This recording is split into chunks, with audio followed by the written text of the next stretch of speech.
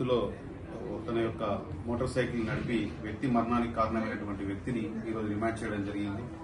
తేదీ 15/6/2025 రోజున సాయంత్రం 7 గంటలకి బంగల్పేట్ చెరువు దగ్గర సల్లా అభిషేక్, తండ్రి పేరు లింగన్న ఆర్ఓ వెంకటాద్రిపేట్ అనే వ్యక్తి తన స్నేహితుడితో స్కూటీ పైన వెళ్తుండగా ఆపోజిట్ డైరెక్షన్ లో అదే బంగల్పేటకు చెందినటువంటి బైండ్ల స్వామి అలియాస్ అవినాష్ అనే వ్యక్తి తన పల్సర్ వాహనాన్ని మద్యం మత్తులో నిర్లక్ష్యంగా అతివేగంగా అజాగ్రత్తగా నడుపుకుంటూ వచ్చి ఈ సల్లా అభిషేక్ యొక్క స్కూటీకి ఇవ్వడం జరిగింది. దాంతో సల్లా అభిషేక్ తలకి బలమైనటువంటి గాయాలు కలిగి కాన్సిక్వెంట్ గా మరణించడం జరిగింది.